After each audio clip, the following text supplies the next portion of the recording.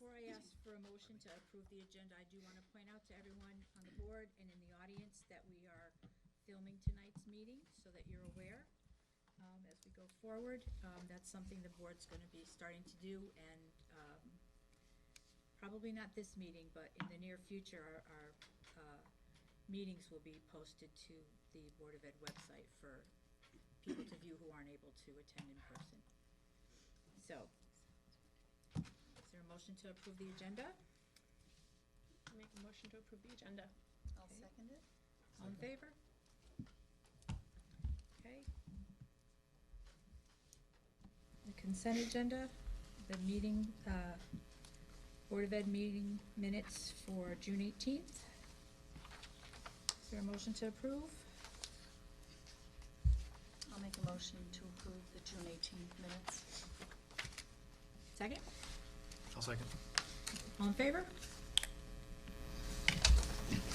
Can I ask a quick question? Sure. I thought, so with the consent agenda, do we approve them We all have- as a unit, or are we approving them one We at a time? haven't started that yet. Okay. The new just agenda is clarifying. coming up further on down the agenda. Got it. Thank you. Okay. July 10th, 2019 Board of Ed special meeting minutes. There was one spelling, probably spell check thing I wanted to point out. It's on the second page in the Oak Hill rental agreement discussion. In the second to last paragraph, the motion moved by L. Steinhauser to implement a pay-to-play program and earmark, I think that's supposed to be ear, E-A-R, mark.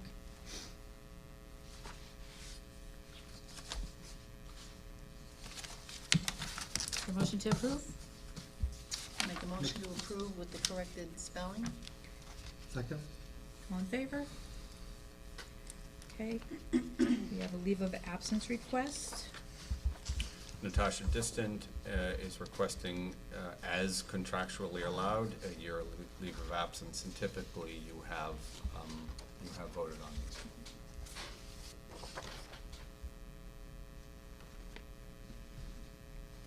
I'll make a motion that we accept her letter of absence request for the school year 2019-2020. Second?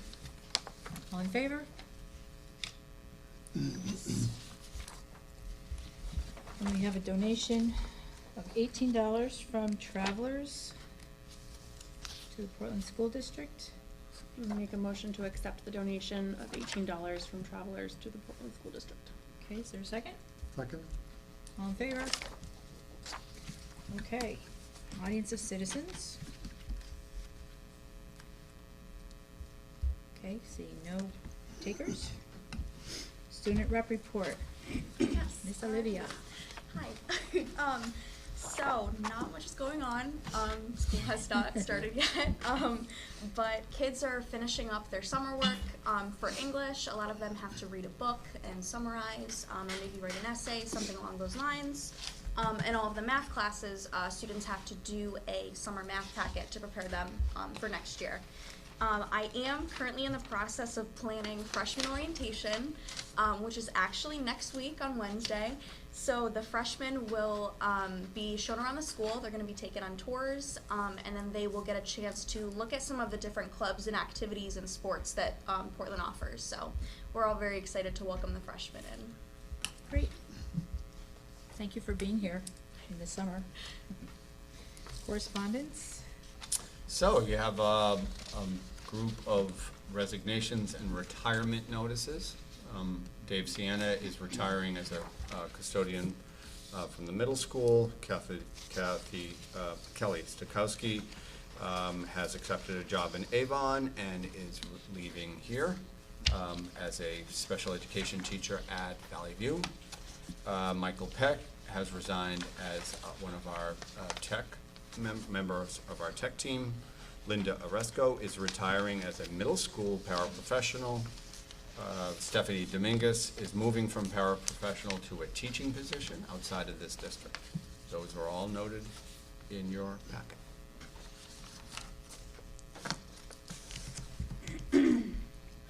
And we are very busy hiring. Very busy hiring. Did you mention Kathleen's Oh, retirement? Kathy Kalentowski, I did not. That's the latest, that just came in, as you can see on And she's from what school? Portland Middle School.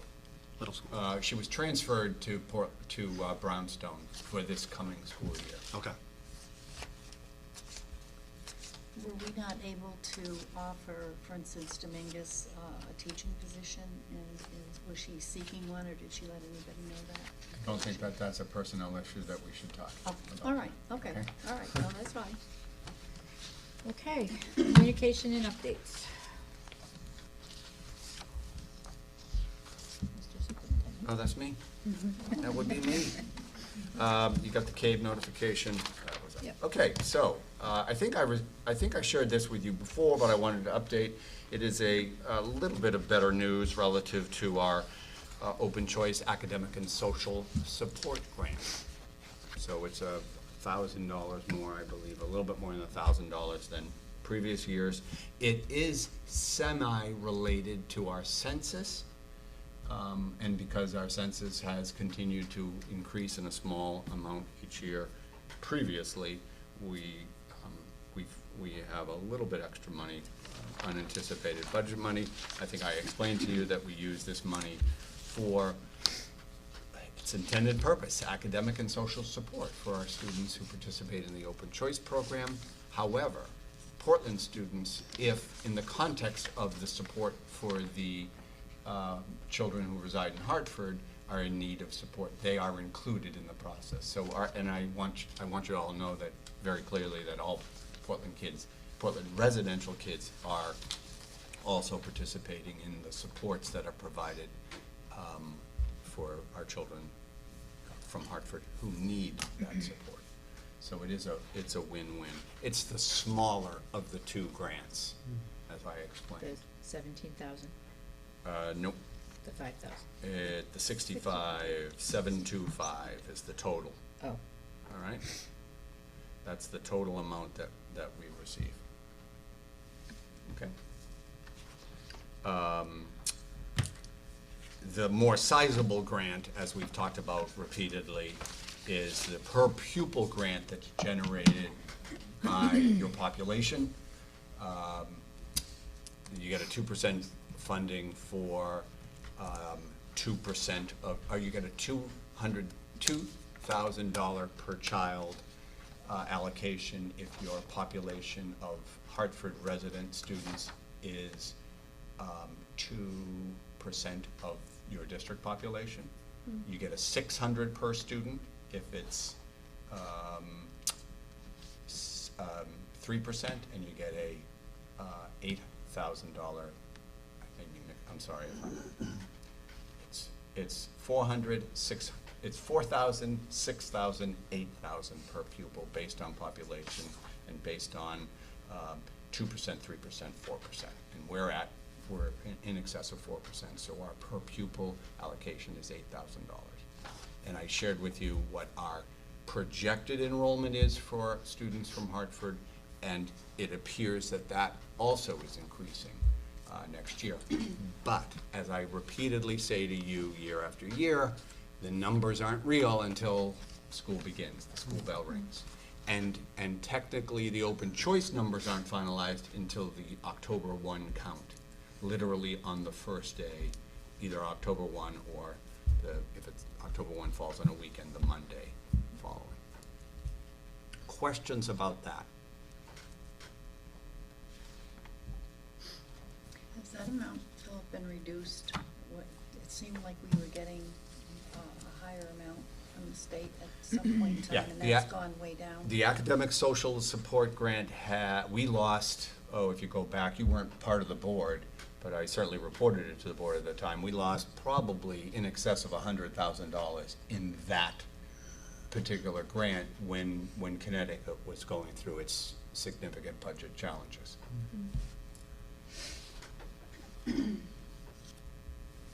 All right, no other questions?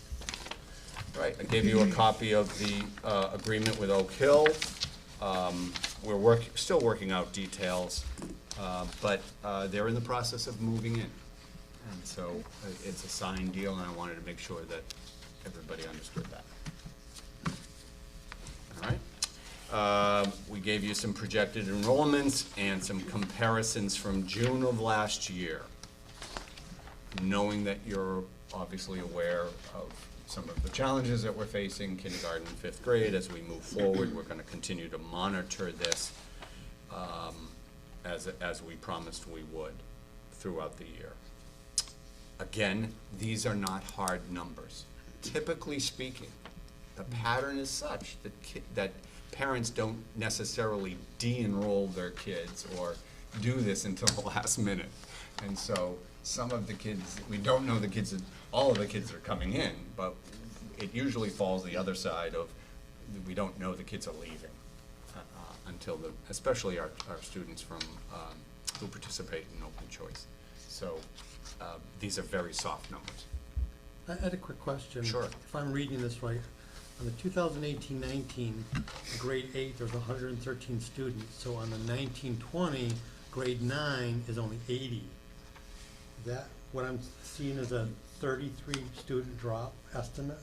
We had a significant drop from 8 to 9, but I'm looking at, yes, 113, right? Is Yeah. that what you're looking at?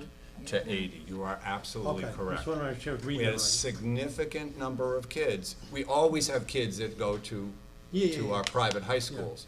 That was more of a surprise Okay. than, But the and total certainly- stayed relatively the same, so we must be picking up someplace else. it seems like we're picking up people all over the place, to be honest with you. I mean, we have constant registrations. Yeah.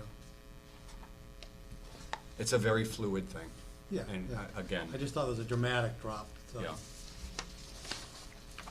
Are you concerned that kindergarten may continue to go higher than 100, 109? I mean, it's, Every time I call Valley View, I say, please give me the census. And I do the same for fifth grade as well. You all know that Yep. is a challenge for us as we move forward. So am I concerned? No. Am I praying? Yes. Well, we'll keep an eye on it. and we have 5 at kindergarten, right? Five teachers? 6 teachers. Yeah. 6, okay. Yeah, we have 6. We just haven't done the Gotcha. sections now. That's Gotcha. why I didn't want to set that up. We don't have all that information. All right? Enrollment report, staffing, as always, in August and once again in September. I will provide you with a staffing report so that you understand the new teachers and paraprofessionals, custodians that we've hired. One of the more delightful opportunities that I have is the final interview or the final meeting with every one of these candidates. And it is, as I mentioned in my graduation speech, it's one of those things that I love to ask them, what brings you to Portland School, or what brings you to the field of education? And, so many of these people are driven by their passion to help kids, to be connected with families and children, and their devotion to helping and making our schools better. And it's a common theme, and I truly love meeting with these people. Meg is often on the other side of the door as I'm having this conversation, and we have a good discussion. I really have a good discussion with these candidates and thoroughly enjoy that opportunity. Today I interviewed paraprofessionals. We're hiring paraprofessionals with master's degree in curriculum and instruction. I mean, these are people now who are wanting to get back into the school system, into teaching, but are just putting their toe back in after staying home with their children, for instance, or had a career change, or so it's a great opportunity. And I wanted to talk to you a little bit about, just very little, because I don't know a lot, and that is the status of our research into alternative energy options. So you will remember that in the middle of the summer, I sent out a series of emails talking about a meeting with Connecticut Green Bank, where we would explore some opportunities for solar panels at particularly Gildersleeve School and potentially also at Valley View and Brownstone School. We had a meeting, the board chair and I, the board chair was at the meeting. We had a meeting with Mackie Dykes from Green Bank. There was a lot of discussion about the replacement of a roof at Gildersleeve School and wrapping the cost of that roof into the replacement process. That's what Green Banks was charged with figuring out, what it would cost the school district and what it would cost them, and what sort of mutual arrangement we could create for a long-term mutual arrangement we could create by installing either an array or rooftop units. The long and short of it is Green Bank got back to the first select women who communicated to me that financially this is not a plausible course for Green Banks. They do not want to pursue this because of the challenge of replacing the roof piece. They are, however, interested in smaller projects that could occur at Valley View and Brownstone. So, yeah, I feel the same way you do, Laurel. It's too bad. Although I have to say, at the meeting, it seemed almost too good to be true. Yeah. To be honest with you, as I was sitting down. You were there too. I'm sorry, Eric. Yep. You were there too. So we're going to keep pushing forward, but I got to get school started, and then we'll resume the committee and see where we go from here. Dave, did they happen to report that at the selectmen meeting? Do you know? They did I not. wasn't at the last one. I was Okay. there. They did not report that. They did not. So that report came to me via the first selectwoman, so I'm just conveying to you what she told me. All right? All right. That's it, Madam Okay. Chair. Student staff recognition. Olivia Runty, Yes. honorable senior, has been appointed to the State Student Advisory Council of Education. So congratulations. Thank you. I'm very, very excited to get started. This is a tremendous honor for seniors in Connecticut, and once again, Portland is recognized as represented in a student at a very distinguished opportunity. So we look forward to it. Do you have any sense of what your role is that you would like to share with the board? So from my understanding, it's a group of students from around the state, all different locations in the state, who come together to talk about current issues in their high school. So I am very passionate about certain issues, and I think this is a great opportunity for me to bring up these issues with kids from around the state and start to work on solutions and, you know, figure out what we can start doing as students. So I'm very, very excited to be meeting people from around the state and just to talk about issues, because I think all of us are very passionate about our schools, and I think it's a really great way to kind of hear from other students and, you know, hopefully help the school environment by doing that. So it's almost as if this is your second capstone project, because the first capstone, Olivia is already done with her first. She's completed it, and it was a real tribute to her and to our staff for their support in this process. Really great. Yeah. Around these issues that are passionate to Olivia, and she brought in students from our school as well as East Hampton High School back in the spring, if you remember me I think I did mention it. Yep. So, you know, your voice is being heard, and we appreciate it. Thank you. Thank you so much. So what issues are you going to look to discuss at the council? For me, I think my biggest issue is school safety. I think in today's day and age, I think some students still kind of feel a little bit scared about going to school, and I know that this is not an issue just in Portland. I think it's kind of a countrywide issue. So I'm very excited to kind of just hear from other students in other districts, like what are they doing, you know, what are the conversations that they're starting with their own students to kind of help each other, you know, in such a, I mean, that's a big issue right now. So that's definitely probably my biggest one that I want to talk to other students about and kind of just hear what they're doing at their schools and, you know, get an idea. Great. We'll look forward to hearing about that over the next year. Director of Curriculum, Instruction and Technology. Hello. Hey, good evening, everyone. And this summer,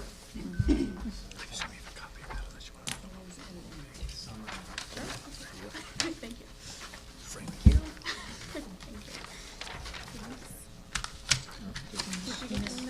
That's all right. If you need more, I We're can good. share. No, we're good. Thank you. all right, so,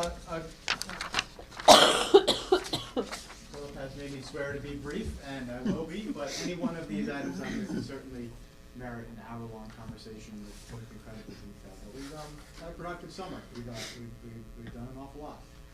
So again, these are just the highlights. I'll walk you through them very quickly and certainly answer any questions, or if you want additional information, we'd be happy to come back and talk about any one of these things in depth. So in the area of professional development, we had several critically important trainings for our teachers over the summer. Sam Tucker went and attended advanced placement training, so he can continue to be certified and do a good job preparing students for the advanced placement music theory course and exam. We've hired a new career and technical education teacher here at the high school. He needs to go through a training for Project Lead the Way.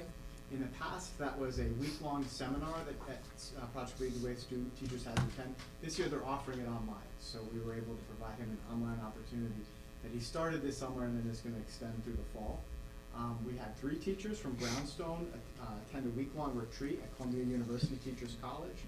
Specifically, they were there learning about Writers' Workshop. So Writers' Workshop is going to be a centerpiece of the academic and English language arts programming at Brownstone this year. We had a teacher attend Wilson reading training. This is a training specifically to help our special education students and students particularly with dyslexia affect their decoding and literacy skills.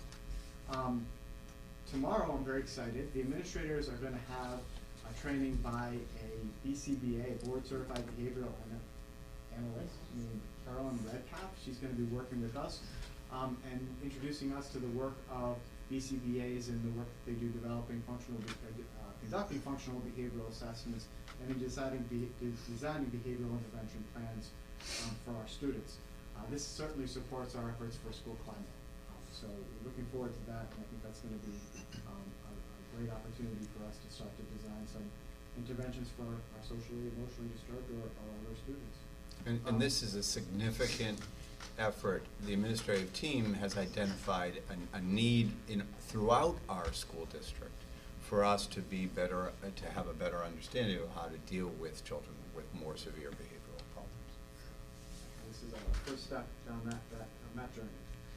We've had our school social worker here at high school, middle school, and counselor at the middle school participate in training called Question, Persuade, Refer, QPR training.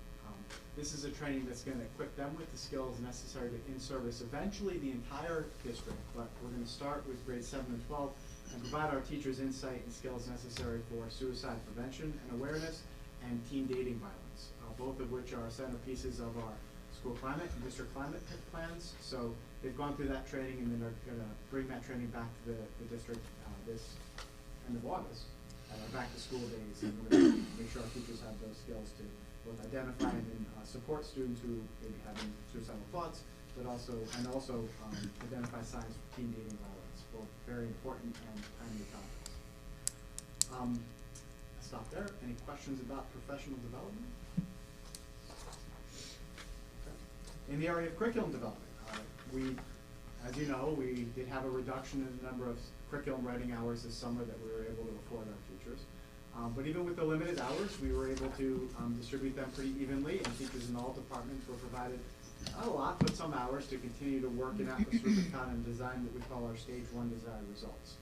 I'm actually meeting with the curriculum specialist this Friday. We have a retreat. We're in the process now of calibrating and looking at those, and we're still hopeful that at some point this year we're going to be able to release those for the parent community through the Atlas Parent Portal.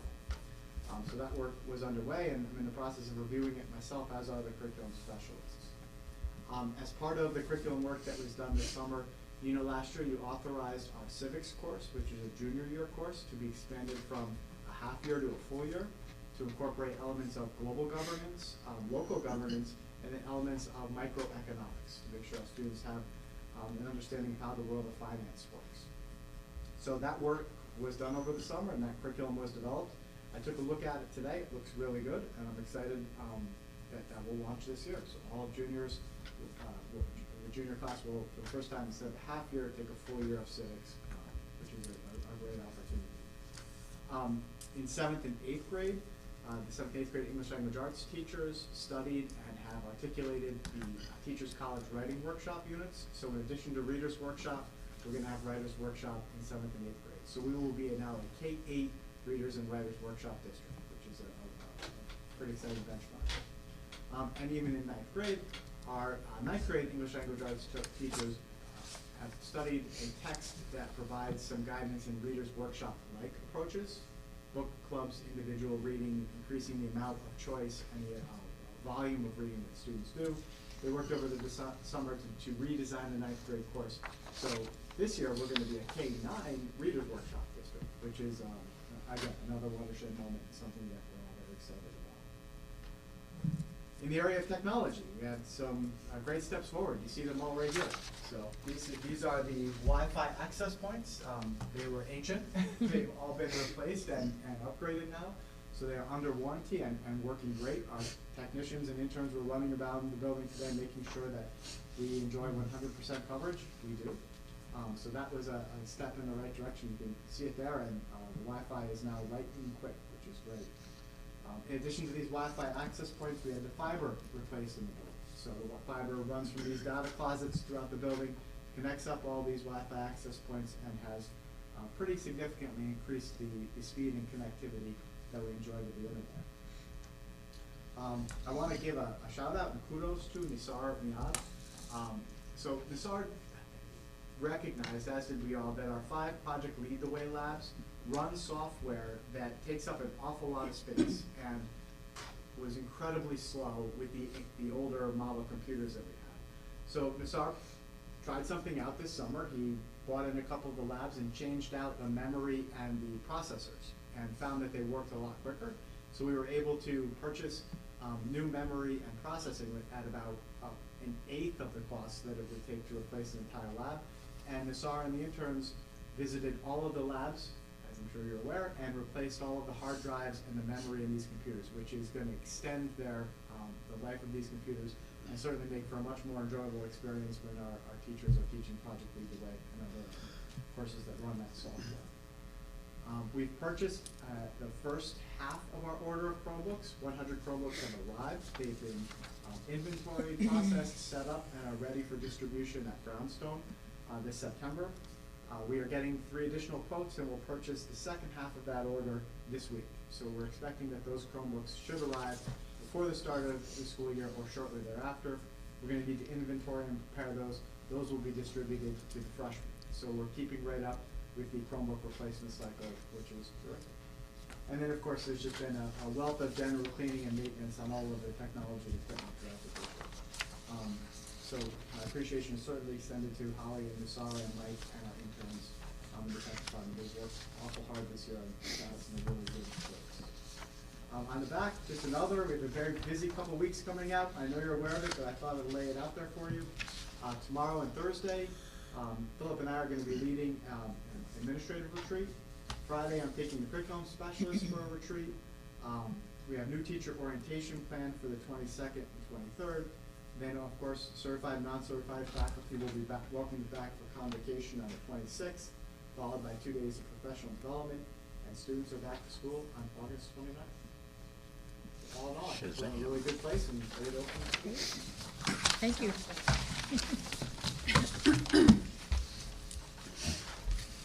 Student Services. Good evening, everybody. Hello. After a little bit of time away. Before I go into my discussion about paraprofessionals that will go with the report I sent you, I just want to introduce a new face in the audience. As you may not have heard, my administrative assistant, Carol Castelli, after many, many, many, many years of doing administrative assistant for my office, is going to be moving to Gildersleeve, and she'll be the second secretary in the Gildersleeve office.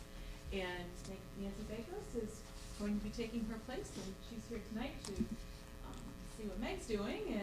But in the meantime, if you come to central office, she will be the other face opposite Meg in the central office. And we look forward to welcoming her. The transition will take place at the end of next week. Carol's last day is the 16th, and Nancy will be joining us on the 19th. And they'll have some time to transition between, as well as, Carol's not gonna be far. So I said, believe me, we'll be calling for help and for questions, and she's just been a wealth of information with all of her years. So I just wanted to make that introduction. I had given you guys, through Meg, I had given you guys a report. It was a copy of a memo that I sent to Dr. O'Reilly. It's expunged of as much identifying information about students' needs as possible, but still being able to get the facts to you, but however, it is still marked confidential. The right people could get a hold of this report, they could figure out who we're talking about for these different situations, because we're such a small district. But I hope you've had a chance to look at the report, and I definitely will entertain questions. I want to just point out 2 errors that my colleagues at the secondary school showed me. First of all, Portland Middle School is going from 3 to 4 paraprofessionals this year, not 4 to 5. So that's an error there, and I explain why we're adding 1 more. And then Portland High School has 9 paraprofessionals in their, they're moving from 8 to 9 paraprofessionals in their school. However, only 2, and the 3rd, if we approve, of those paraprofessionals actually support all of the special needs students. The rest of them are assigned to our specialized program. So there's 4 of those 9 are in the life skills, and 2 are in the Wheeler Clinic program. So Kate wanted, as I was talking to Kate this afternoon, she goes, people are gonna think that we have a million paras running around the high school with nothing to do. And I said, no, I would make sure that you knew that that's how the breakdown occurs. So I don't wanna read what's already in front of you, I don't wanna read it to you, but as you know, as I delineated the changes and the concerns in each building. So I would love to entertain questions, thoughts? So, as promised to this board, I've asked the Director of Student Services to bring forth anytime we have to make a decision that is outside of what the original budget parameters were. This is what we talk about with these difficult decisions that I have to make relative to students with special need, or that decisions are made for us because of the requirements that come forth from a PPT, from a planning and placement team meeting, with a recommendation for additional support in lieu of what could be more significant outplacements. This is what we have to do, the decisions that we have to make relative to the programming that we have increased here. The ABA lab at Valley View School, of course those children are getting older and some of them are moving up to Gildersleeve School. We have to provide for them at Gildersleeve School. And I noted in an interview with one of our teacher candidates how districts forget that piece sometimes, that our kids grow older and we have to, but they still require the supports that they had in kindergarten, preschool, kindergarten, and 1st grade when they move on to 2nd grade. So we have to move with them as well.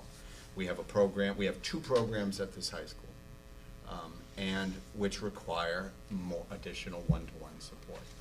So this is a very complex document. It's an internal document that I talked to the board chair about sharing with you so that I could be transparent and I could follow through with the promise that I would tell you when we were overexpending a particular line, and that is what this would cause us to do.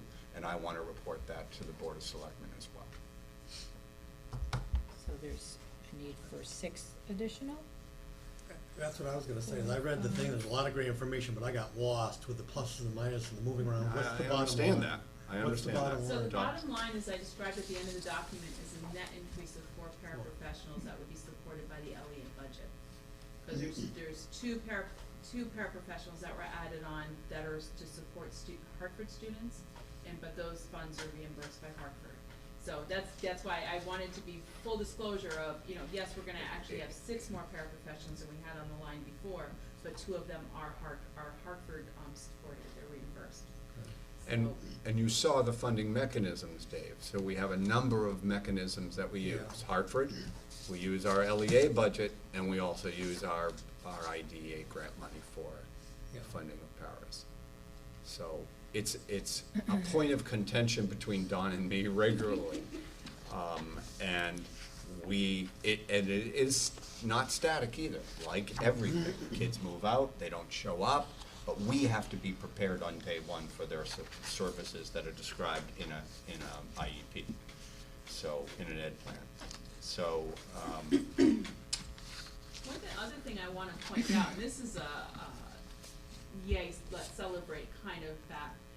We have no net increase from when we set our budget, when we proposed our budget for my department in January until now, we have had no increase in special ed outplacement, which is, for me as a director, this is the first time in my history, you always get some change throughout the spring that children get outplaced, and then all of a sudden July 1 hits, and that budget that you proposed in January, now you're having to, you're already over budget because you have multiple outplacements. So as far as number of students outplaced, we've had no net increase. We've had 2 students that have left and 2 students that required outplacement during the spring, and one of those is Hartford funded as well. So our net increase is nil, which is, for me, like I said, as a director, is the first time it's happened for me. But it's because of this intensive in-house programming that we're doing. It's not that our students are becoming less needy, it's because we're planning that.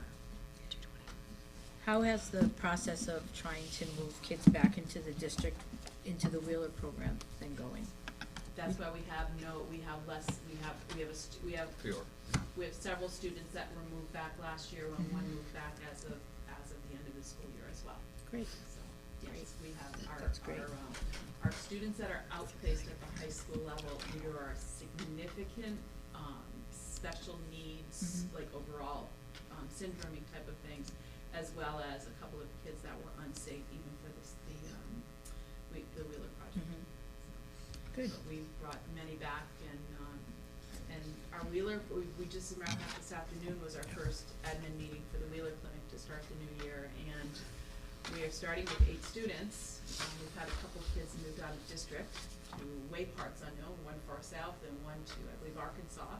So we've had a couple kids move out, but at the same time, we have a couple of kids coming into middle school and a couple of referrals that came from the student body within the middle school, high school. So starting with 8 is a nice place. Remember, our cap for that program is 12, so we've got a little bit of a buffer as the school year unfolds. Great.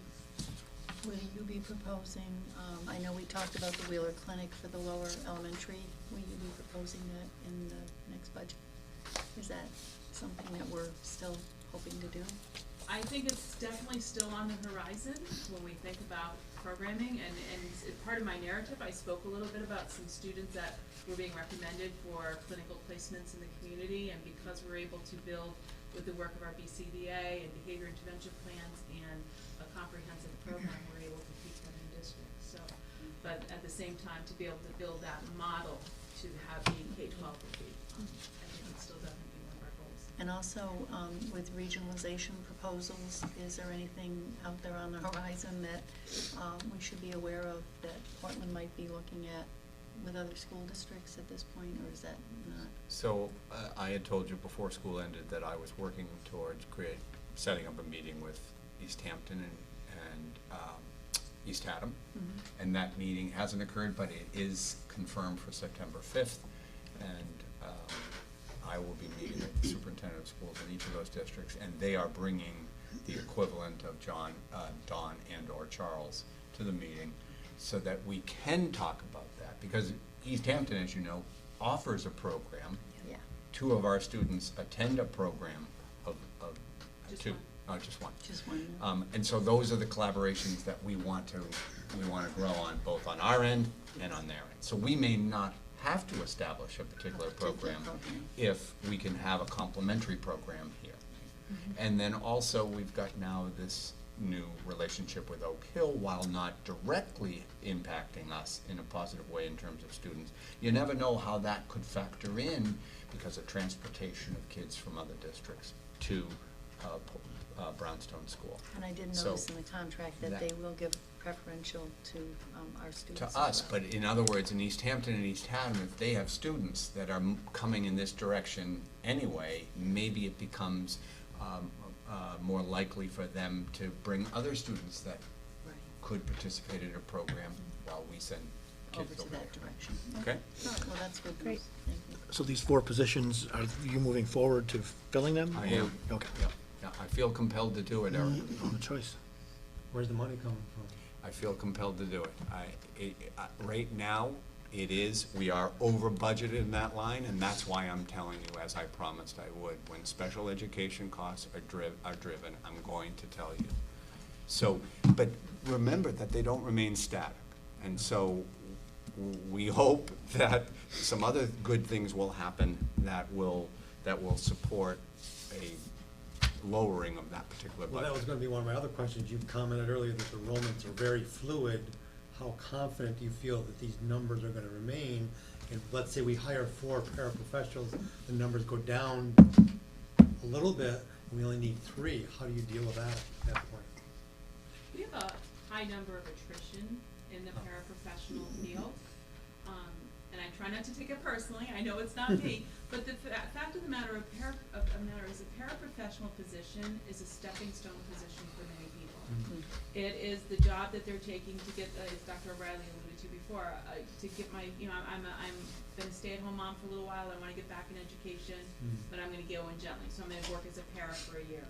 Or I'm a new teacher, I'm having trouble getting a classroom job because my classroom management skills aren't as strong as they be, so I'll work as a paraprofessional for a year, those types of things. And we lost at least 6 people this year, throughout the year, as they moved into, into further moving on. Some of them are working on their student teaching, so they're with us until their student teaching is done. So it's we have a high amount of attrition. I wanna say throughout the year, we lost 4 paraprofessionals. Well, also, go to your Portland Public Schools new hires list. You have Kelsey Ott, who was a student teacher here and now is teaching. And that's not a direct impact. But you have Jennifer Martinez, who was a paraprofessional last year and now is a certified teacher. She did the long-term sub in grade 5 for the in grade 6 math in the maternity leave last year. We have Alicia Holloway, who was a paraprofessional last year. She is now a special education teacher. Those are the things we want to do. We want to promote people. And those things happen all during the year. We already have an announcement from Brownstone School that a teacher will be out on extended medical leave. We may pull from a paraprofessional that is available to go into that long-term sub position if he or she is a certified teacher. And we did do that several times And last year. we have done that. And so we really try, Dave, we really do try. Assuming everything stayed the same, what would these 4 positions add to a full year cost? It's written right there, 74. 74 and change. Top right. Okay, all right, yeah.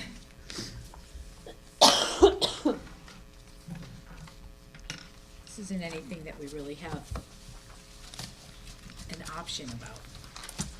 No, and as I indicated, Sharon, in my report, I did have that good, hard conversation with each of the principals and said, if we couldn't do this, if this couldn't take place, what would happen? What would it look like in your school? And they all said, yes, I could make do without, but this is what would be suffering. And I did describe that a little bit in my memo as well.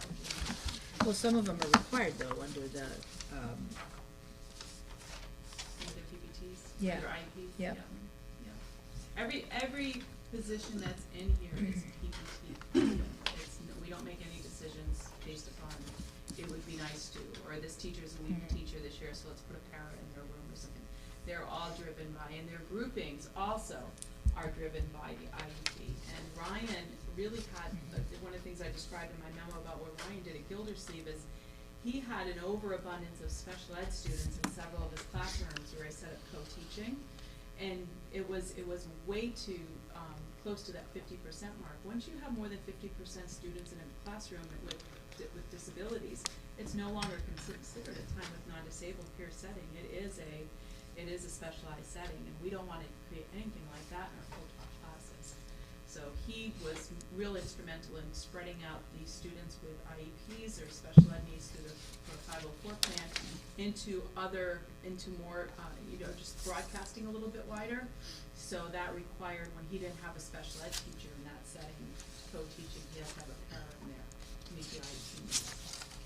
I would make one exception to what you just said, and that would be at Brownstone, and correct me if I'm the one that's wrong here, and that is honoring Allison's request to have a paraprofessional in support of the one less fifth grade teacher. Oh, yeah. And I think that's written in the narrative.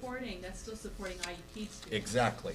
But she was, she said, I could kind of stretch out the coverage a little bit more, but given the concerns that people have about that fifth grade setting and making sure that all students are supported, and that way, especially when we look at those social studies and science classes where the numbers are gonna be a little bit higher, definitely to make sure we've got the para support to support those students.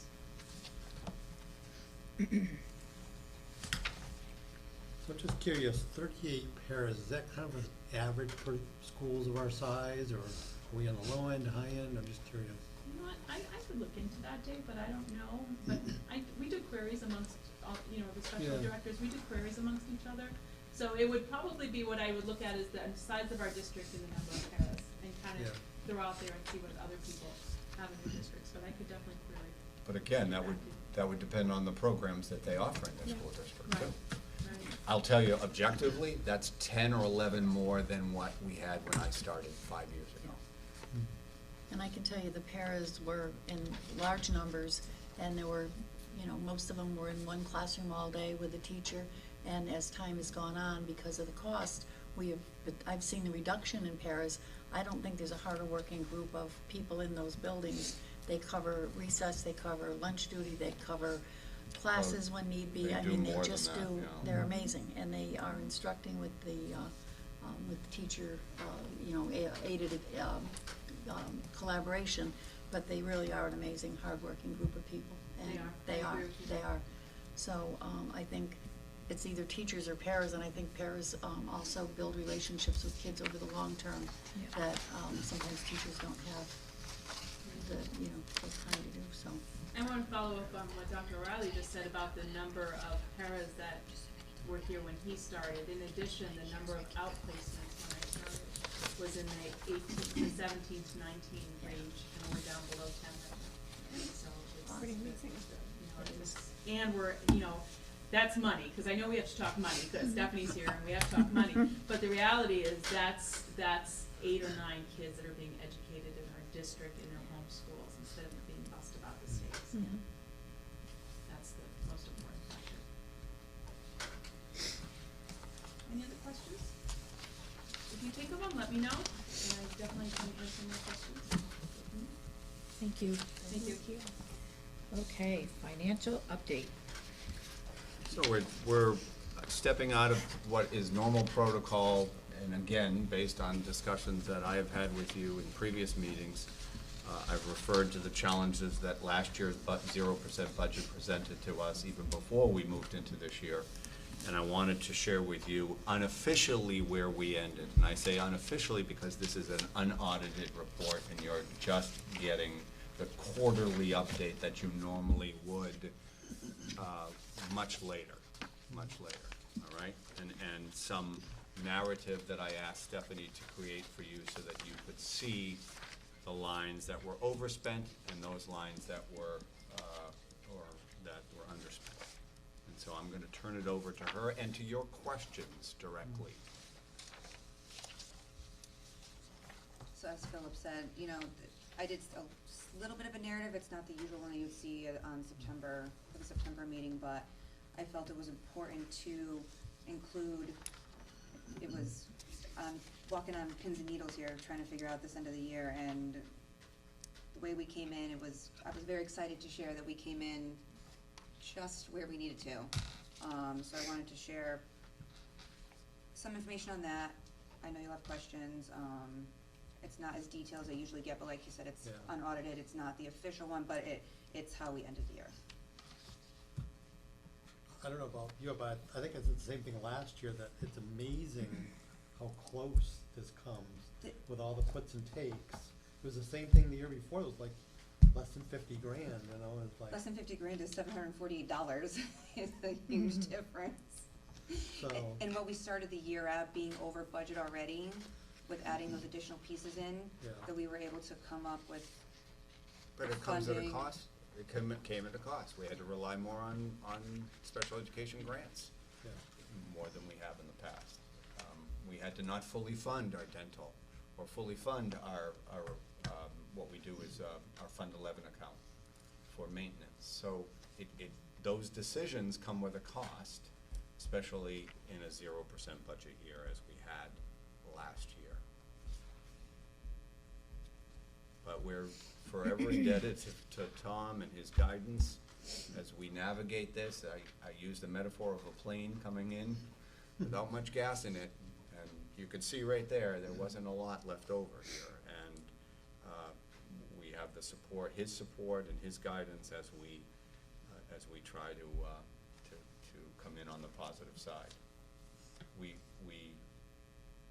could have gone to the Board of Selectmen last year and asked for that extra money for special education because of the cost per pupil, minimum budget requirement. We didn't do that. We ate that. We got a waiver of that. So, I mean, a lot of work goes into making us come on the positive. Just curious, I should know this, let's pretend these numbers come in this way. Where does that 51 grand go, if we actually have that? Oh, no, that's last year. Oh, that's The last green year? is last year. That's your chart that you like, Dave, to show the difference between last year and this year. You don't have it in color. Do you want a color one? So fiscal year 18 is what we came in last year. We came in this year, $746.88 left over. Oh, sorry, I thought it was more. No, But that was last year. It gets turned over to the town. Yeah. Can we put that in Fund 11? I mean, They make a contribution, the town has a budgeted contribution to Fund 11. More than that. $40,000? Yeah. I guess It's better than 746. another quick question is, are we addressing the Oak Hill money? We have not addressed that at all. With the town? We have not. We have not. How is that paid? Monthly. Monthly? And no, I haven't got the first check. Okay. You make them pay up front?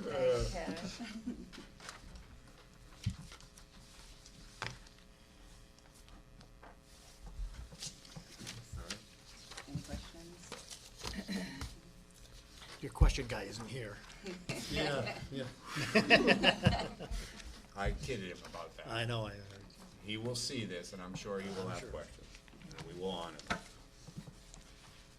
All right.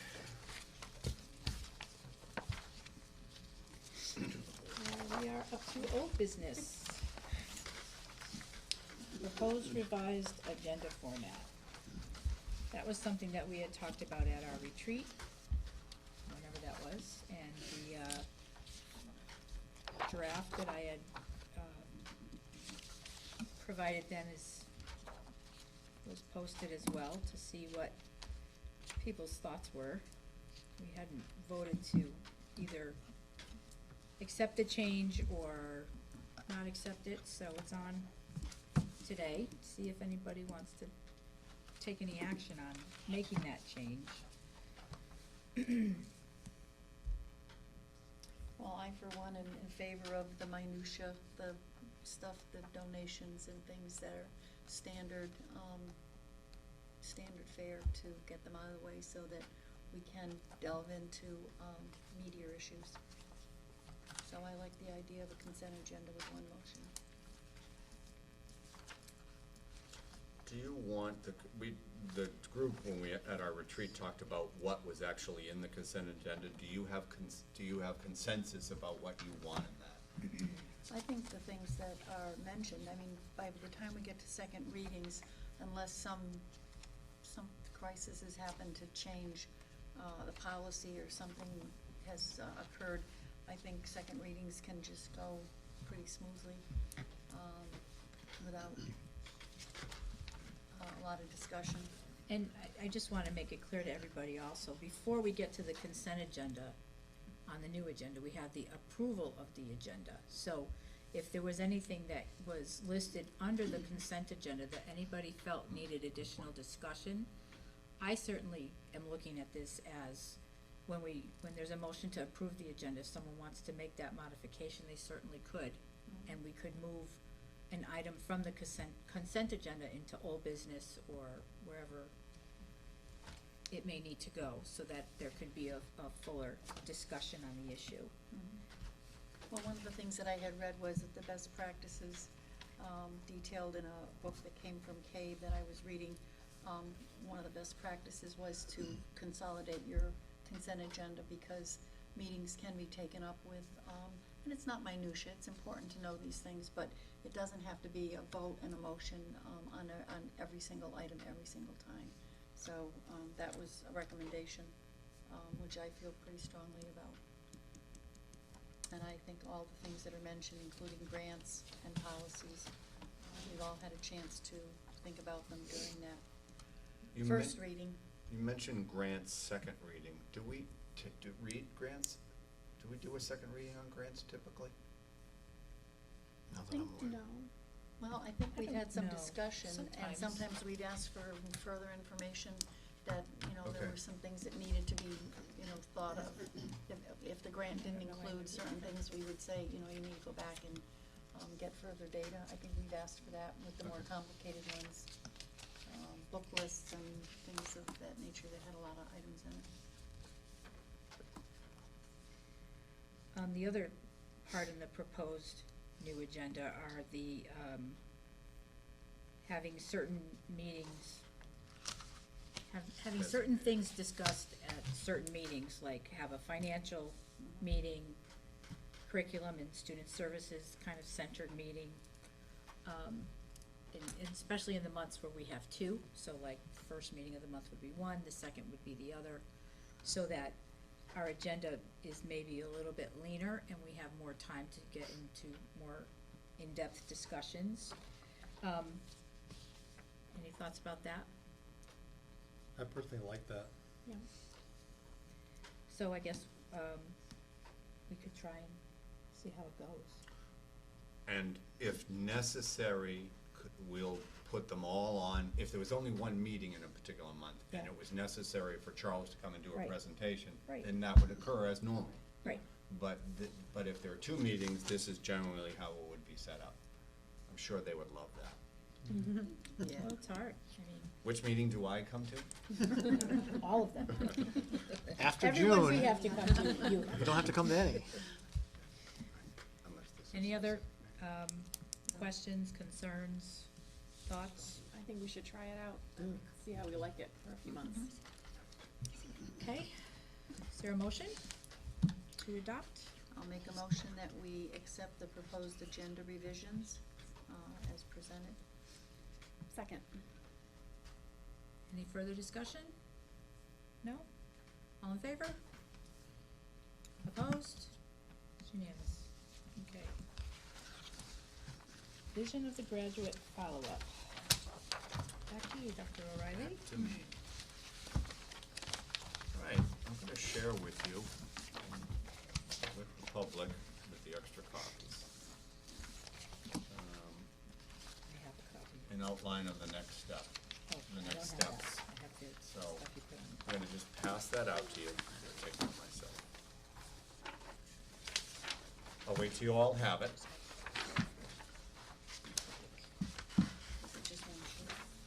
Yeah. It's just one sheet. And there are extras for the public.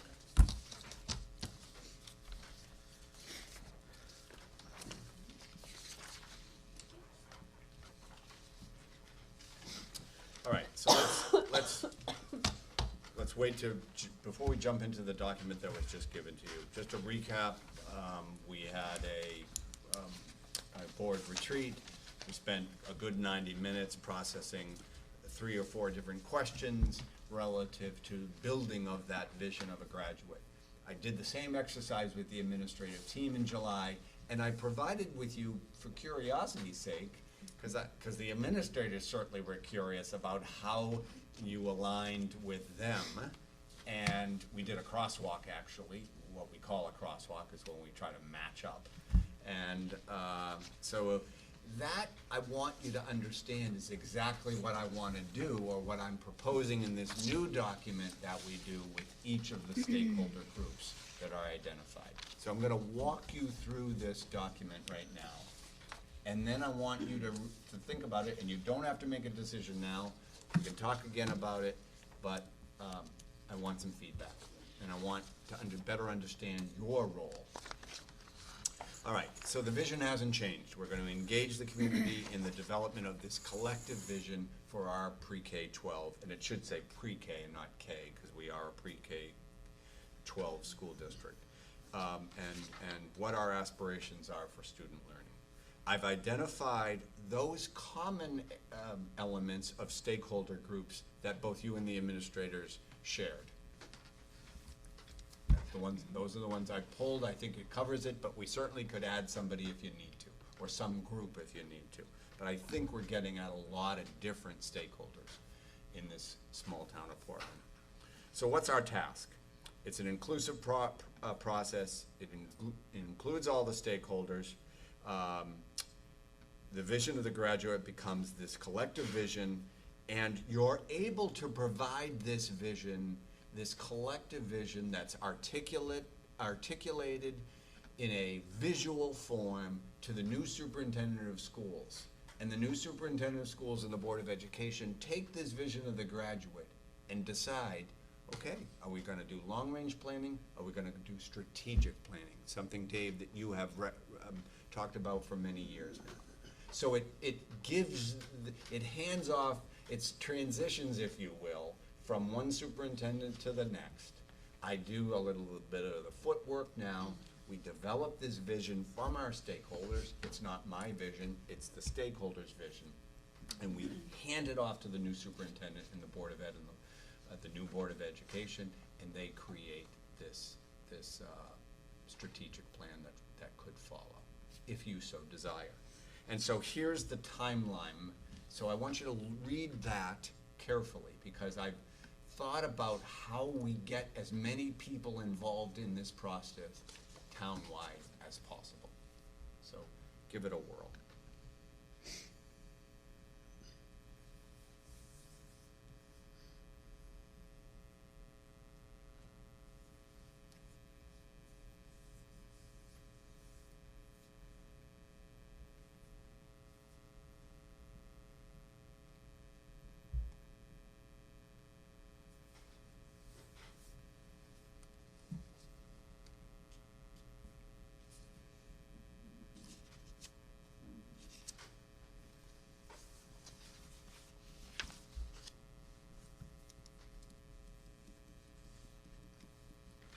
Looks good.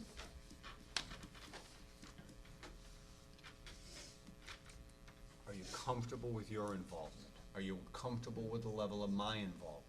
Are there people that want to have a greater level of participation, or should have a greater level of participation?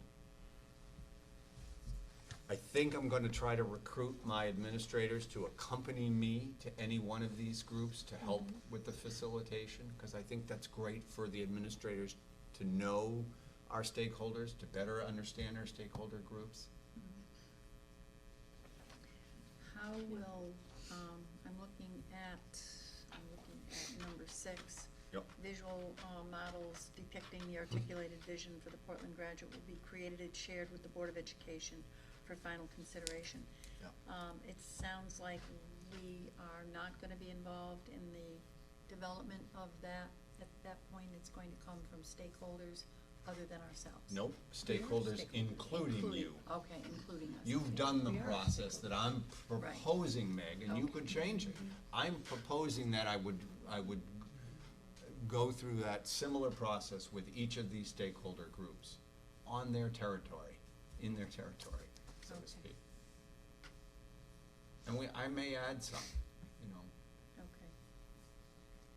All right, I guess the wording just throws me off, that we are kind of a separate entity and that they're gonna bring something to us and share it, and that we're gonna do the final consideration. No, because So- you're gonna have a member. You also will have, one of your members will be part of that team that has a member from each one of these stakeholder Okay. group, Okay. that So that- finally. okay, that's what I- So you don't have any more power, if you will, than they do. Than they do, But you right. do have the authority to select this I know. visual image, which is really important. It is. You know, it becomes the vision of what, you know, it articulates in a graphic form what your vision is for our students. So- Remember how you did that? Yeah. You chose. Yeah, the ones that we Yep, like. yep. How are we gonna make this complement the superintendent search That's process? that's your And that's question. gonna be, that Yeah. will be the challenge, because will be. Joe Arardi is going to be, meeting with, Board of Ed members, administrators, and stakeholders, to develop a vision of, the next superintendent. My So I res- wanna make sure this I complements think that we process. should share it with him. Yeah. I think some of these stakeholders are not going to participate in the superintendent one. Right. You know, some of the community ones, his is, it does involve community members, but typically not a lot No. become involved, and the administrators have already taken part in it, and the Board of Ed has already done their job in it, so we're ready to move on to, I'm ready to start this, I'm ready to get this rolling. And start the outreach, newspaper releases, I need to meet, reaching out to leaders of these particular groups. Right. So I'm gonna try to get a jump on it, if you Okay, will. yeah, no, and I think we should, because we did a lot of work in reading both documents and seeing it in black and white. We did a lot of good work, and that the administrators did as well. There was a lot of thoughtful work that went into it. Meg, do you know if Joe Arardi has gotten a hold of you, Dr. No. Arardi? And, okay, so I think he's waiting for the end of August to put those dates together. All right. All right, well, I think it sounds great. It looks very ambitious. You It have your does. work cut out for you, but Remember that I this year, know. all right? I know. Before you give me one more task, this is really important, yeah, folks. it's great. You'll see up the top where it says District Priority 2. So nobody's asked me about that, because you haven't seen District Priority 1 and 3, but you will at our next meeting. And basically, Priority 1 is to establish our goals, our teacher-directed SLOs that are all framed around student improvement, student growth of 1 year's growth for math, for ELA, and social emotional growth, as evidenced in various assessments that we have identified. And then also creative thinking is also going to be, that's all part of an SLO, goal number 1, this is goal number 2, and goal number 2, district priority number 3 has to be the selection of a new superintendent. So, those will be shared with you in paper format at your next meeting. Okay? Okay, any questions? Okay, superintendent of school search. I think you heard it. That's- I yep. don't think I have That's it. anything. Yep, okay, so that's gonna be moving along. All right, new business, ratification of Portland Federation of Paraprofessionals contract. we can do that. We already, You can go into executive okay, session. we'll do that in If you executive need session. to, if you don't need need to to? discuss, you can approve it now, but if you want to discuss it, we can go into executive session. You had 2 members on it, Tim and, Oh, you were pointing at Dave. yeah, Tim usually sits the- there. right. Sorry. Anyone feel a need to, discuss this in executive session, or are we ready to? Then we're ready to vote. Okay, is there a motion? Crickets. I'll make a motion that we accept the Portland Federation of Paraprofessionals contract. I don't know what the date is between, July 1st, 2019 to June 30th, 2022. 2022, sorry. 2022. Got that, okay. I second that. Okay, all in favor? Unanimous? One vote. Revised technology job descriptions. So, as noted in my narrative, and as you note, as we work through the budget process, we have a reduction of a position in our technology team. We also had the resignation of Mike Peck, who, by the way, is a significant loss to our district, but he is going on. He's a very talented man, and he's going on to other, I'm sure, very wonderful employment opportunities. We're gonna miss him tremendously, but we've had to, because of his leaving and then the elimination of a position, we have to reorganize. And then also Charles has established priorities relative to social media and that greater connection in social media that you've asked us to look at. And he will be presenting on that specifically in soon to be future meeting. Holly Russo has moved out of the central office. She is, has been very helpful to both Meg and me, but yet while doing her data specialist position. So her now change is communication and data specialist, and then the new tech level 1 position is a refined position to sort of homogenize both what our two original tech people did. And so, again, I always like to share with you the changes that we make in the job description. We don't need your vote, but this is, what's in red is what has been changed with the new positions, both in title, in her title, and in the title of the tech level 1 position. So where did Holly move to? She's at the high school. Oh, Back okay. in her old. Back in her old. She's back here. That's okay, that's good. It is okay, because she has added responsibilities. And then there's a couple of responsibilities that were Holly's that we have now placed on our administrative assistants in each of the buildings. Our 12-month administrative assistants, the one at Valley View that's 12-month, and the one at Portland High School that's 12-month. They'll have the responsibility of registering new students, where before Holly was doing that. Oh, so it goes back to the schools. Goes back to the schools. Oh, no, it goes back to two schools. To schools, okay. So secondary is handled here, And then elementary down there. here, okay. All right. Okay. And when there's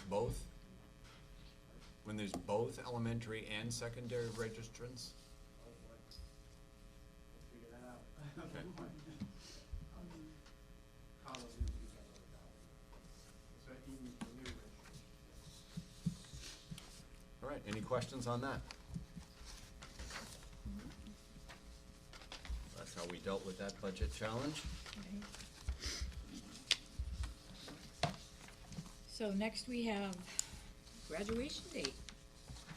The Connecticut General Assembly passed Public Act number 19195, which allows the district to set a firm graduation date now, as opposed to in April, or when we usually would do it, early spring. As long as it's no earlier than the 180th day noted on the school calendar originally adopted by the board for that school year. So, we have the calendar, and the 180th day would be June 12th, correct? No, that would be the 181st day, because we Oh. have 181 student days. Oh, okay.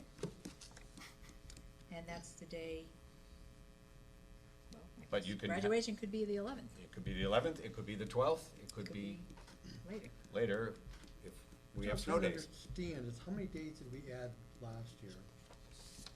2. Two. Oh, because we ended on a Friday, because Yep. somewhere we lost a day. We took the 181st day away. And We then went to added the two. 180, and then we had 2 snow days. Okay.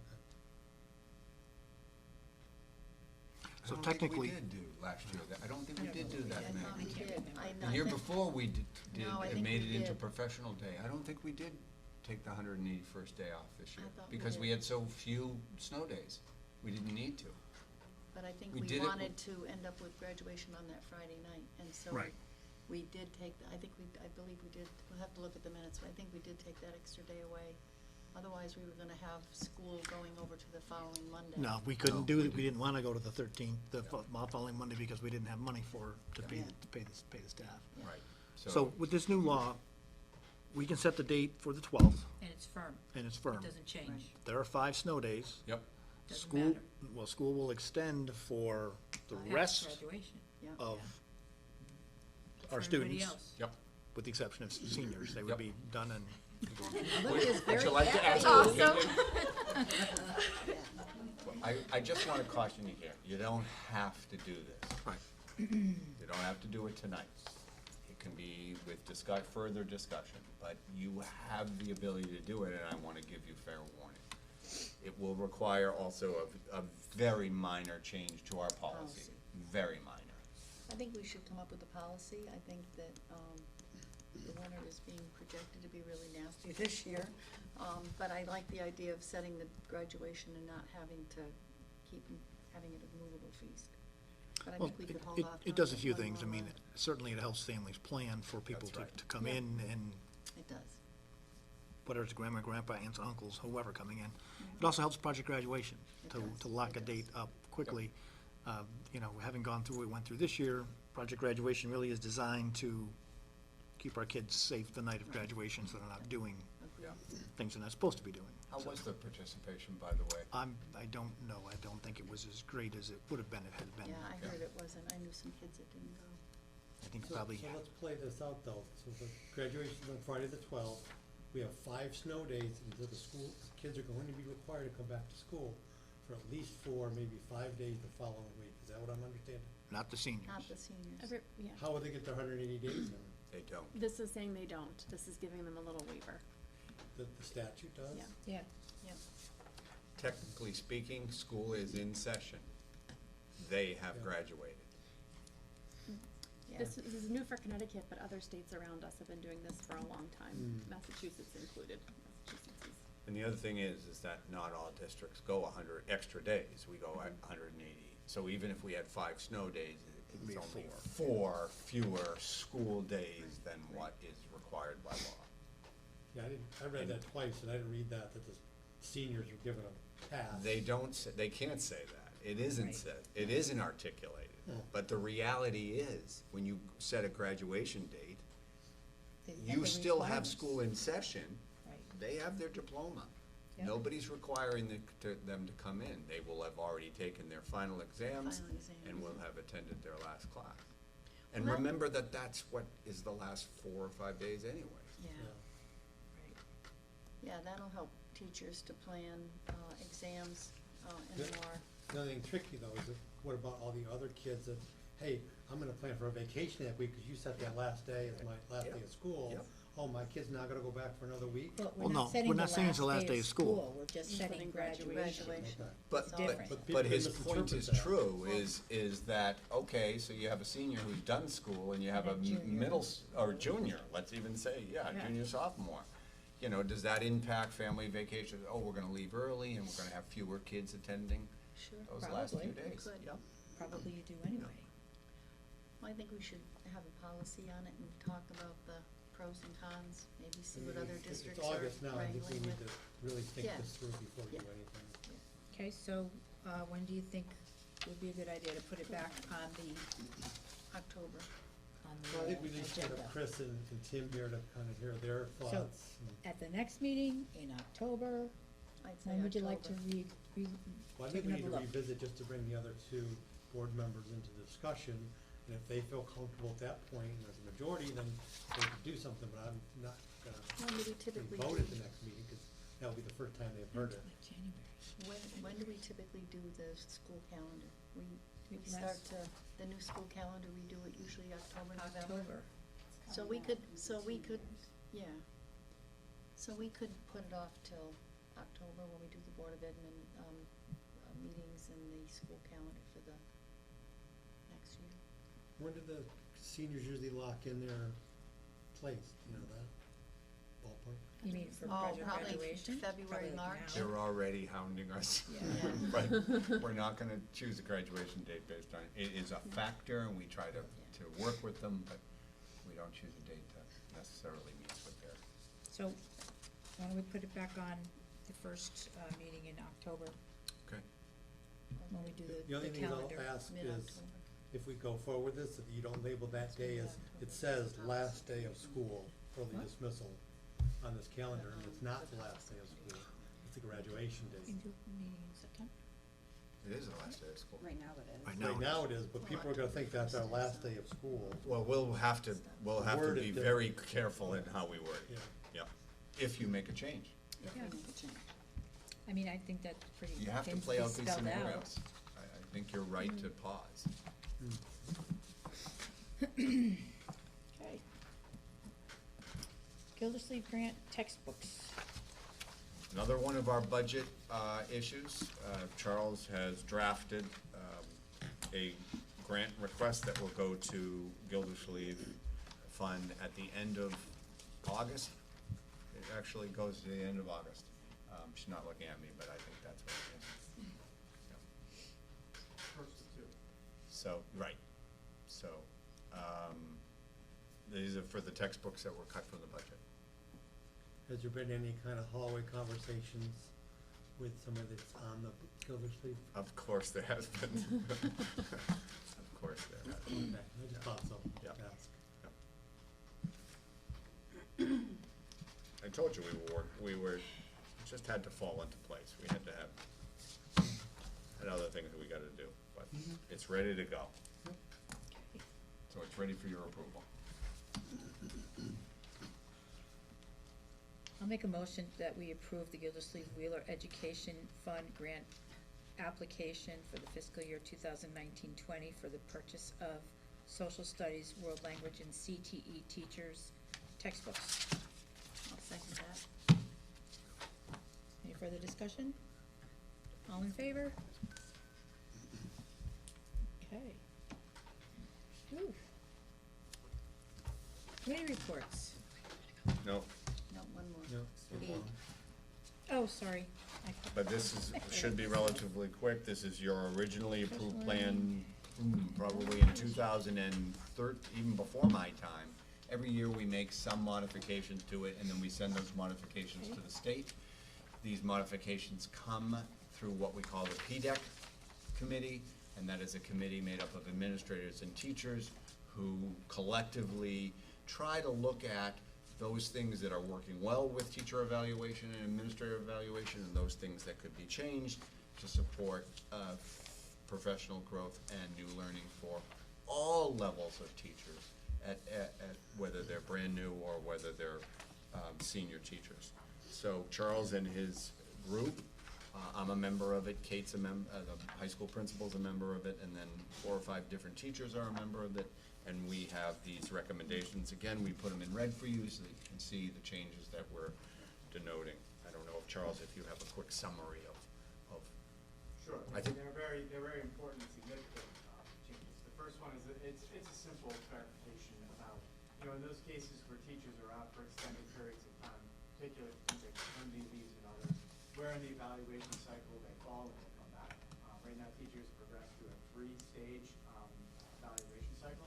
So the first part of the language is just to clarify that if a teacher misses more than half of the school year, they would stay in the same evaluation cycle when they came back, and that just makes sense. So that was an easy one. The second two are a little bit more significant and a little bit more complicated. The first one has to do with dispute resolution. Now, fortunately, we have very, very few of these. But there are going to be times, it's gonna happen, when a teacher disagrees with whether it's a rating or a goal that an administrator or an evaluator is asking them to set. Currently in the process, there really wasn't a very robust dispute resolution process. It was pretty much, it would just go to the superintendent would decide, right? Well, we should probably have a more carefully vetted process that allows us the opportunity to have full consideration of the nature of the dispute before it gets to the superintendent. So what we established is a process, right, where certainly we want it to be handled at the lowest possible level, so we would encourage the evaluator and evaluatee to get together and try to figure it out. If that process doesn't work out, then we have a sort of informal process where additional administrators and additional teachers would get together and take a look at it and make recommendations about how that dispute would be handled. If that doesn't work out, then it would go to a formal dispute resolution committee. And that committee would be comprised of an individual appointed by the superintendent, an individual appointed by the president of the CEA, Portland Association, and then a person that would be mutually agreed to by the superintendent and the CEA. That dispute resolution committee would have, if they decide unanimously one way or the other, that would be binding. Right? So if there is a unanimous decision by those three individuals that is in favor of one or the other, that's the decision, and it is made there. If the decision in that committee is not unanimous, most likely meaning two people decide one way and one person the other, then it would go to the superintendent, and at that point, the superintendent's decision would be binding. Right? So it's just a process. It's a way to make sure that everybody has a voice and all of the concerns are aired in a robust way, because these are important and weighty decisions that really come down to, in some cases, affecting somebody's employment status. So this is something that we carefully thought about all year. We looked at many other districts. We looked at other plans. I was on the phone several times with different assistant superintendents and people who oversee these things. And the process that we've come up with, we think is fair, and again, gives that opportunity for all sides to, have a voice and have their opinions considered before the decision is made. So that was a dispute resolution committee. And then the next one is the teacher support plan. So what's interesting about this, and this one really kind of dovetailed with the dispute resolution process. We got to the teacher support plans because we were able to come to consensus around the dispute resolution process, which adds these layers of appeal and layers of consideration. So in the old plan, teacher support plans could only be put in place when teachers received a final summative rating of developing or below standard. What we said is that because in the current plan, 45% of the teacher's evaluation is weighted based on whether they met their student learning objectives, that really kind of discounted the 40% of a teacher's evaluation that has to do with their performance and practice. Which is really the most critical part. Yes. And that performance and practice is truly the most critical part of a teacher's performance. If you look at the rubric that we use, which is called the Common Core Teaching rubric, there are aspects of it, like for example, I'll just pick on one. The main 1A talks about teachers creating a positive environment in their classroom. If a teacher is below standard in that rating, wow, we have some significant problems, and that can't be outweighed by this 45% that has to do with student growth and development. And we talked about this as a PDEC committee, and everybody who looked at that rubric and came to understand that if a teacher is below standard in creating a positive classroom environment or any of the other indicators, that's a real serious concern, and it merits some support for that teacher that gets them moving out very quickly up into developing and then proficient or exemplary. Right? So this teacher performance and practice plan enables the administrators to require the teachers to develop a teacher improvement plan, a performance and a support plan, if those circumstances arise where a teacher is identified as at the below standard or developing range on the CCP, the Common Core Teaching rubric. And if you look at that rubric, that is not where we want our teachers to be. If we're saying that, whether it's in the area of assessment or curriculum or instruction or creating positive classroom environment, that if an administrator has a concern and that is documented not just in one-time observations, but a series of observations to sort of flesh out that concern, we have the ability at this administrative concern level to write a performance improvement plan for that teacher and provide them the support and development and mentoring that they need so that all of our students are entering classrooms where teachers are having positive rapport, positive experiences for our students. If teachers fail to live up to or meet the expectations established in those performance and practice plans, then we go to the task plan, which is a 30-day plan. Then we go to the intensive task plan, which is a 60-day plan, which at that point could lead to termination, right? So it's assertive, right, and we recognize that, but it sets the right bar, and it does give us the tools that we need to make sure that all of our teachers are living up to the expectations outlined in the Common Core teaching. So we were able to get there, and PDEC was able to support that, largely because now we have a robust dispute resolution process that I think kind of creates the type of plan that, you know, values professional learning, meets teachers where they are, but also establishes the expectation that proficient and exemplary is where we want our teachers to live. So they're big changes. It took a long time for us to get there. It was an iterative and clouded process. Dr. O'Reilly was there for it. A lot of spirited conversations, but the committee unanimously adopted these What is the evaluation cycle? You said if a teacher is away for maternity leave or long-term illness and out for more than 6 months, but what is the evaluation process to begin with? Right, so teachers in the first 2 years of their career here receive 3 formal observations.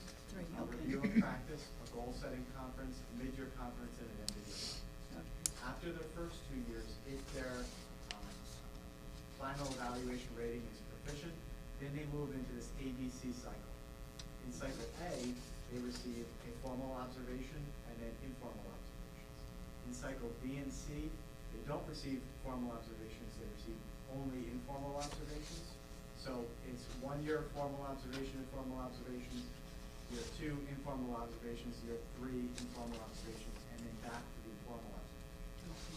So the difference between formal observations and informal observations is that formal observations are far more extensive. They involve pre-observation conferences, a full lesson, a full period of observation, and a post-observation conference, whereas the informal observations are more 10 to 15-minute pop-ins that don't necessitate the pre-observation conference and the post-observation conference. Is there any behaviors that would trigger observations on the spirit of the moment, based on phone calls or student complaints or? Well, that's interesting. Now, the evaluation cycles are set that way. The number of informal observations are considered minimal.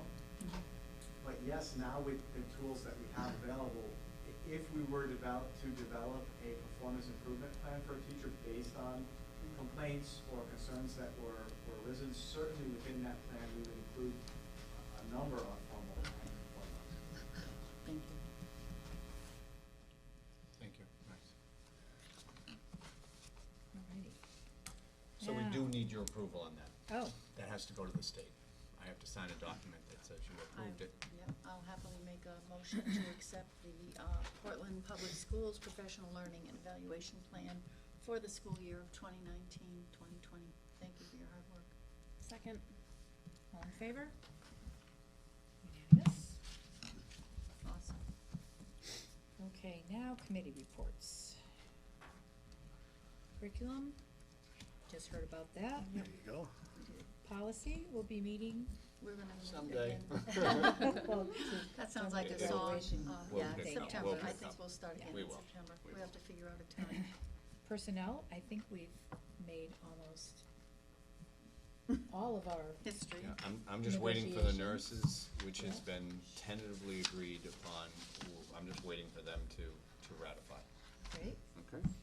Buildings and grounds? We met with Carl and Eric, and he went over a list of, which he shared with us, of some of the projects that he's currently doing, some of the ones he's got slated for the fall, which I'm gonna give my personal opinion on this to some degree, is I think it's great he was sharing some of the stuff, and he also commented that he agreed with what I'm about to say, is 2 things. A, first of all, 57% of these things on here say hold on them, so he's not really getting much done. 13 out of 23 projects are on hold, so that's one issue, but I think that quite honestly dovetails into what we discussed as a bigger issue, that the Building and Grounds appreciates the updates, but I think some of our charge should be, where are we going down the road? And I threw together a little thing here, which is kind of like I've been saying all along, and I've emailed this, is I think we really need to create a 5 and 10 year master plan that gets updated periodically. I think we need to create a proposed bond package of critical needs to cover the next 5 years, and we've talked about that, but we really need to sink our teeth into that. That's where I think we can add value.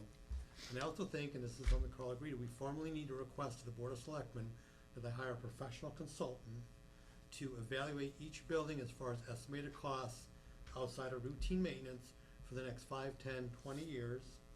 So we know we got 3 elementary schools that we've done basically nothing to in the last 20 years, and there's big expenses coming up, roofs, chimneys, single pane windows, things like that.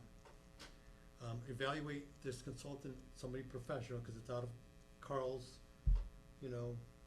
scope. He admits that. It's out of our scope too, is to evaluate current and expected enrollments versus current capacities, make recommendations to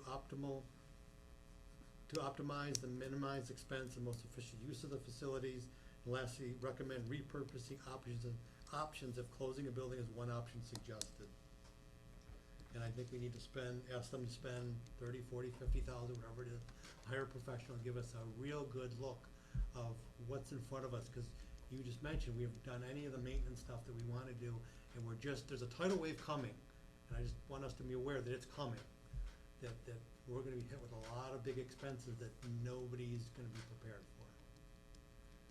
I've seen it over the last 3 years, is we've said that we wanna change the single pane windows in Gildersleeve, we want more security. I mean, he's got on here putting $130 worth of stickers, so we have secure numbering of our rooms, and we can't do that. So we're in trouble.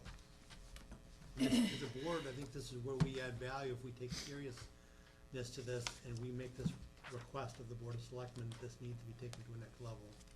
And if you guys all disagree with me, that's fine. I think that's our charge.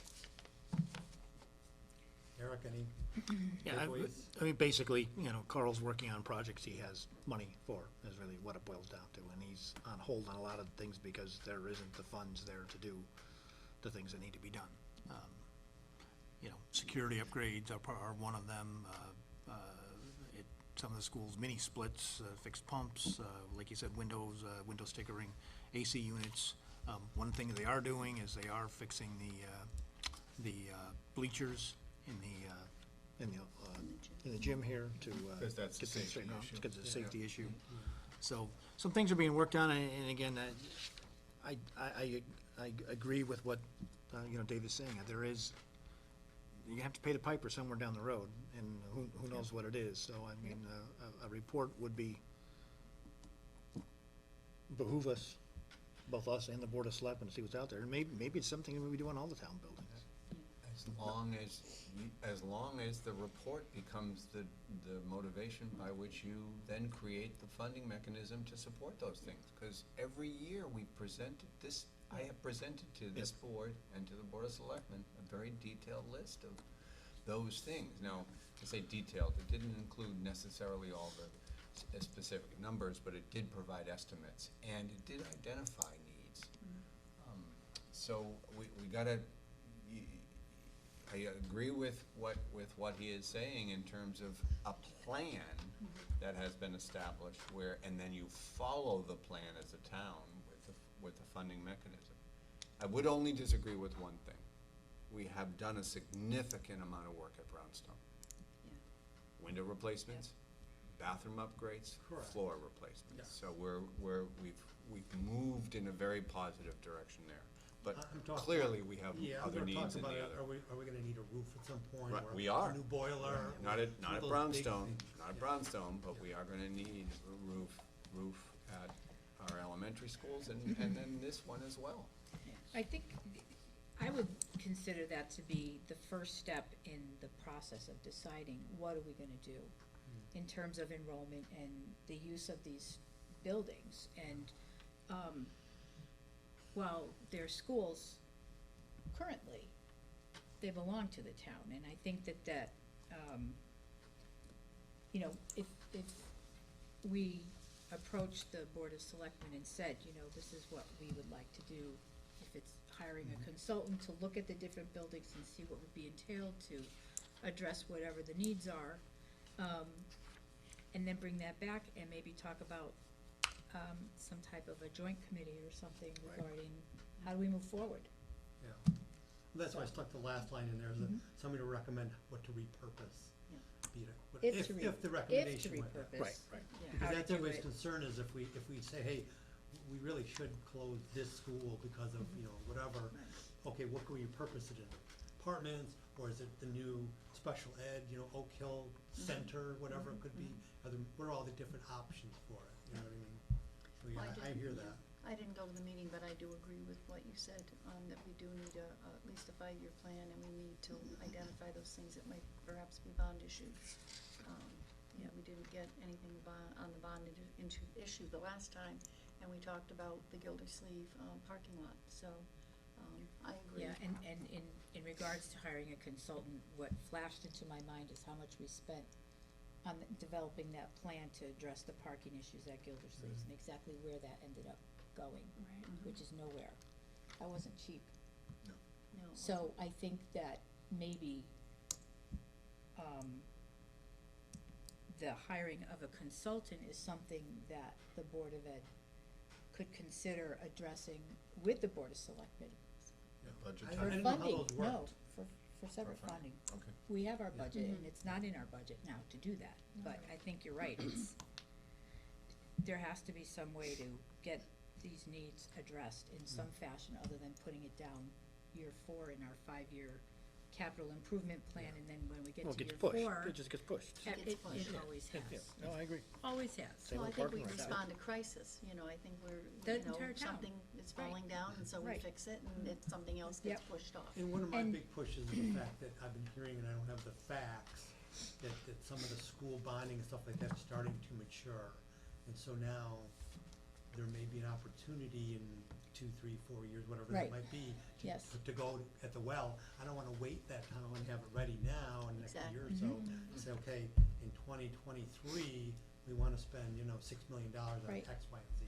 And my understanding, based on the conversations with the Board of Selectmen and looking at that, is they're kind of looking at that as well, and thinking Yeah. that that's probably the next area.